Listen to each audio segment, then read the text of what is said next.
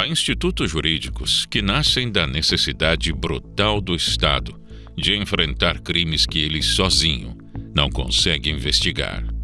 A delação premiada é um deles. Ela existe porque o crime organizado, por sua própria natureza, opera no silêncio e na cumplicidade. Para rompê-los, foi criado um incentivo. Quem colaborar, quem romper com o pacto de silêncio e cumplicidade, recebe, em troca, um benefício. Esta é a lógica central de uma das ferramentas mais debatidas e mais mal compreendidas do direito penal contemporâneo, a colaboração premiada. Popularmente conhecida como delação premiada, é um instituto jurídico processual e um meio de obtenção de prova, através do qual um investigado ou réu aceita colaborar com a justiça, fornecendo informações eficazes para a elucidação de crimes e identificação de comparsas, em troca de benefícios penais. Venha agora com a Brasil Paralelo entender como funciona esse instrumento jurídico e descubra qual é a sua história. A ideia de premiar um criminoso que trai seus pares não nasceu no Brasil, nem no século XX, mas remonta ao mundo antigo. Já no direito romano existia a figura do delator, um indivíduo que denunciava crimes ou irregularidades às autoridades, desempenhando um papel central no processo penal romano. O delator era uma pessoa que informava o prétor, o juiz romano, sobre supostas infrações, especialmente crimes públicos, fornecendo evidências iniciais para que o processo fosse aberto. No sistema acusatório romano clássico, a ação penal dependia de um acusador voluntário, que assumia riscos como multas ou infâmia se perdesse o caso. Na Inglaterra medieval, já estava consolidado no século XIII a figura jurídica dos approvers, acusados que delatavam comparsas em troca de perdão. O approver confessava seu crime grave perante o tribunal e então denunciava parceiros de crime, tornando-se uma espécie de acusador coroado. Ele precisava provar suas acusações por combate judicial ou veredicto de júri. Se bem-sucedido, recebia perdão real e liberdade, mas falhando, era executado. O sistema era brutal e simples. Delate, prove a culpa do outro em combate judicial e ganha vida. Era a colaboração reduzida à sua forma mais crua. Na Itália renascentista, os pentiti, do italiano arrependidos, referiam-se a criminosos ou membros de facções que, após prisão ou derrota em disputas, confessavam seus crimes e delatavam cúmplices às autoridades em troca de clemência ou redução de pena. Esse instituto era comum em cidades-estado como Florença e Veneza durante os séculos XIV até XVI, especialmente em casos de banditismo, homicídios políticos ou rixas entre famílias poderosas. O pentite atuava como testemunha ou acusador, similar aos approvers ingleses medievais, mas com ênfase na delação para desmantelar redes criminosas urbanas. No Brasil colonial existia o crimen laesae majestatis, onde delatores eram incentivados a trair cúmplices para desmantelar conspirações à coroa. Uma herança portuguesa das ordenações filipinas, que foram o principal código legal português do século XVII. Promulgadas em 1603 durante a União Ibérica sob Felipe II de Espanha, vigoraram no Brasil colonial até 1830. O crime de lesa majestade era o delito mais grave previsto nas ordenações filipinas, tratado como traição contra a pessoa do rei ou seu estado. Configurava-se por atos como conspiração, rebelião ou atentado à autoridade real, punido com morte cruel, frequentemente por tortura pública, além de confisco de bens para a coroa e infâmia perpétua à família. Por causa disso, era popularmente comparado à lepra, por contaminar não apenas o infrator, mas toda a sua linhagem familiar. Exemplos incluem a Inconfidência Mineira de 1789, quando réus foram condenados por esse crime, refletindo o rigor absolutista para preservar a monarquia. O delito influenciou o direito penal português e brasileiro, enfatizando a proteção ao soberano acima de tudo. Mas o grande laboratório contemporâneo da delação premiada foi a Itália dos anos 1970 e 1980. O país vivia dois pesadelos simultâneos: o terrorismo das Brigadas Vermelhas e a expansão da Cosa Nostra. O Estado italiano percebeu que, contra esses dois inimigos, a investigação tradicional era insuficiente. A Cosa Nostra era a máfia siciliana, uma organização criminosa histórica originária da Sicília e estruturada em clãs familiares. A resposta veio em etapas legislativas. O Decreto-Lei de 1979 e a Lei 304 de 1982 formalizaram o tratamento diferenciado para os collaboratori di giustizia, ou colaboradores da justiça. Quem entregasse informações relevantes sobre as organizações terroristas ou mafiosas receberia reduções substanciais de pena. O nome que entrou para a história foi o de Tommaso Busquetta. Em 1984, este chefe mafioso decidiu colaborar com o juiz Giovanni Falcone. Busquetta revelou a estrutura interna da Cosa Nostra com um nível de detalhe que a Itália jamais havia conseguido obter por outros meios. Sua colaboração permitiu o chamado de Maxi Processo de Palermo, em 1986 e 1987, no qual centenas de mafiosos foram condenados. O próprio Busquetta nunca escondeu que o motivo da delação não era algum tipo de arrependimento moral. Ele delatou por cálculo, por sobrevivência, por ruptura com uma facção interna da máfia. Mas isso, do ponto de vista jurídico, é irrelevante. O que importa são a voluntariedade e a efetividade das informações. A Itália demonstrou ao mundo que o Instituto funcionava. Ao mesmo tempo, também demonstrou seus altos custos. Os juízes Falcone e Borsellino, que lideraram essas investigações, foram assassinados em 1992 em atentados que chocaram a Europa.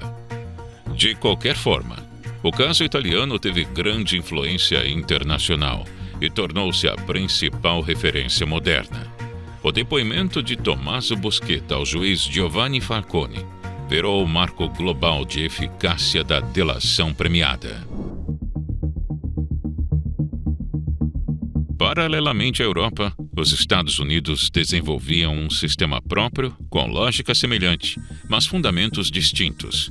O chamado plea bargaining, que pode ser traduzido como acordo penal, permitia que o acusado negociasse a pena e a colaboração com o Ministério Público. O Departamento de Justiça passou a usar sistematicamente esses acordos contra a máfia, especialmente a partir da chamada Lei RICO, Racketeer Influenced and Corrupt Organizations Act, de 1970. O RICO criminalizou a participação em organizações criminosas e criou incentivos para que membros colaborassem em troca de proteção ou redução de pena. Henry Hill, delator que inspirou o filme Os Bons Companheiros, ou Goodfellas, de 1990, é também o exemplo mais famoso desta lei.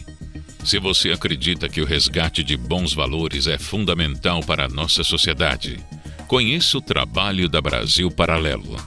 Estamos liberando agora uma condição especial para você se juntar a nós, o Plano Mensal da Brasil Paralelo. Isso significa que você não precisa mais comprometer o limite do seu cartão com assinaturas anuais. Clique no link da descrição ou acesse pelo QR Code na tela e descubra como você pode fazer parte dessa missão de resgate cultural ao nosso lado. Nós contamos com você. No Brasil, a delação premiada chegou de forma tímida e fragmentada.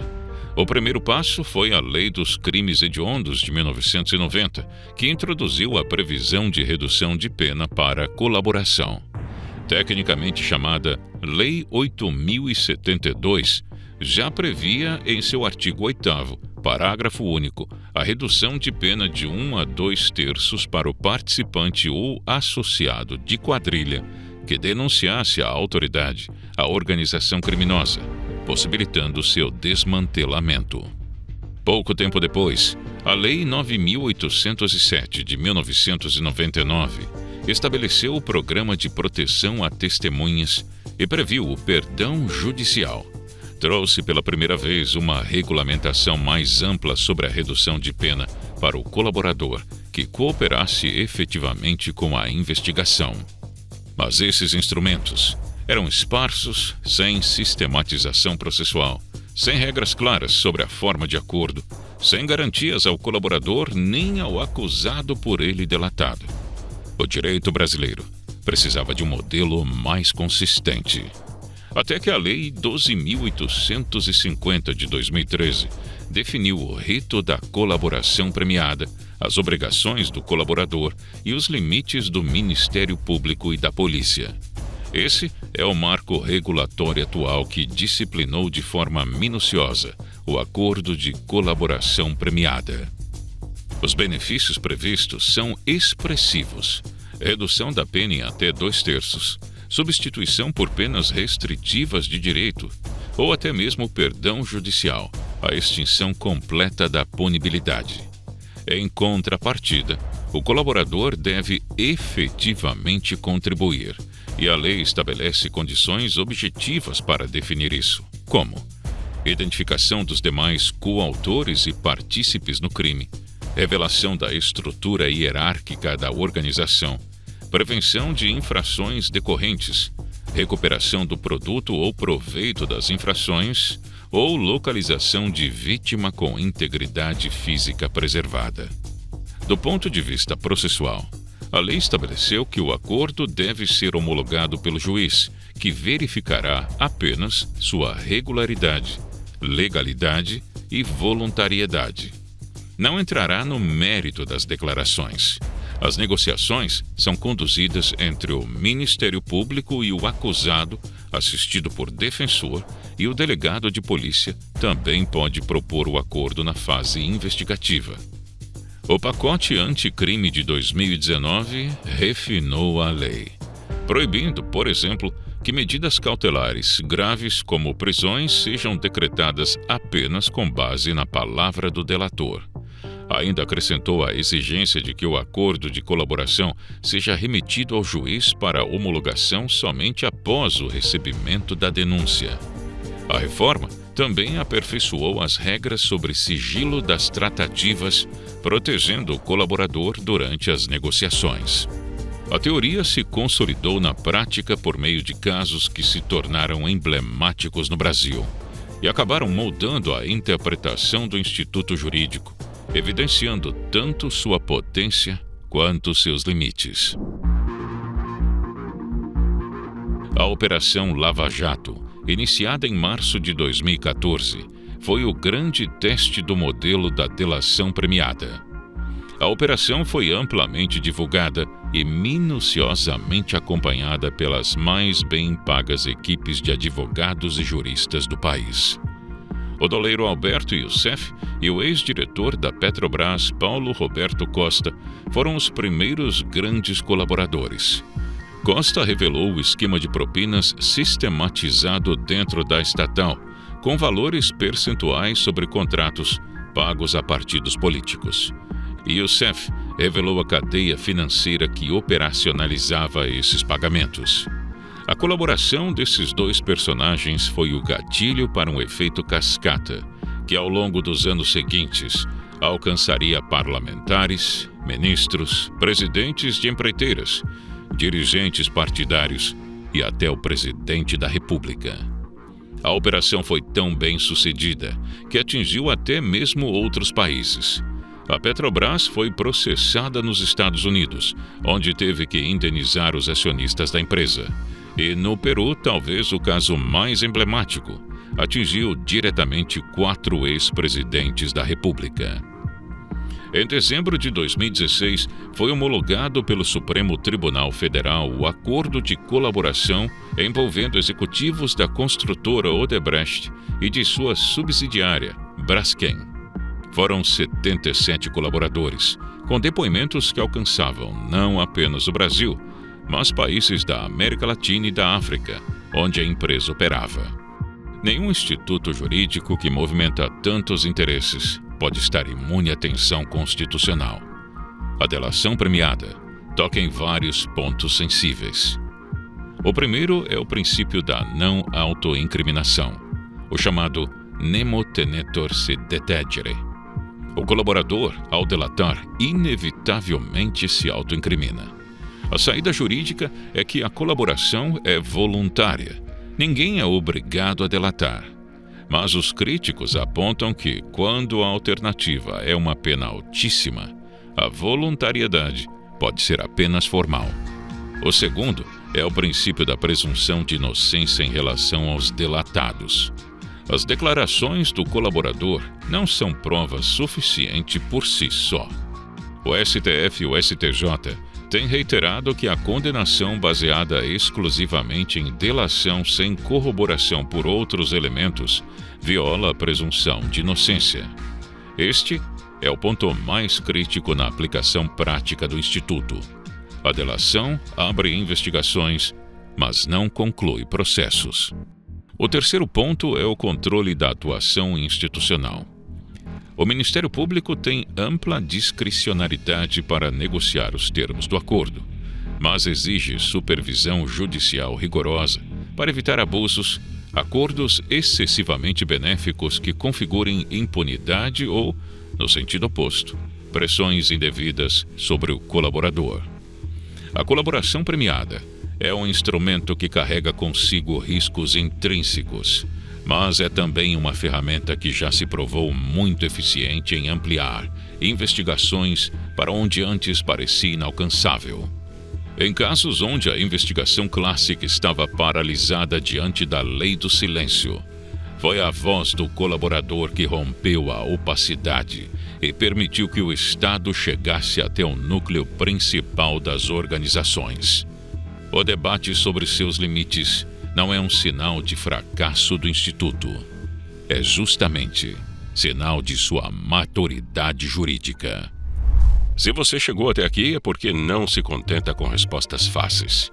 Você busca a verdade. E é exatamente por isso que a Brasil Paralelo quer você como membro. Estamos liberando agora uma condição especial para você se juntar a nós, o Plano Mensal da Brasil Paralelo. Isso significa que você não precisa mais comprometer o limite do seu cartão de crédito com assinaturas anuais. Nossa plataforma conta com filmes premiados, catálogo infantil seguro para todas as idades, cursos exclusivos e análises aprofundadas que você só encontra aqui. Mas atenção, essa oferta pode sair do ar a qualquer momento e só está disponível para quem está assistindo a este vídeo pelo link na descrição ou pelo QR Code na tela. Vídeos como este, que analisam os fatos com profundidade e sem interferência partidária, só existem graças ao apoio de brasileiros que acreditam na importância de uma mídia independente. Nós não aceitamos um centavo de dinheiro público. Nossa estrutura é financiada exclusivamente por nossos membros. Torne-se membro da Brasil Paralelo e nos ajude a continuar fazendo o trabalho que poucos têm coragem de fazer. Clique no link deste vídeo ou aponte seu celular para o QR Code na tela e ative todos os seus bônus agora mesmo.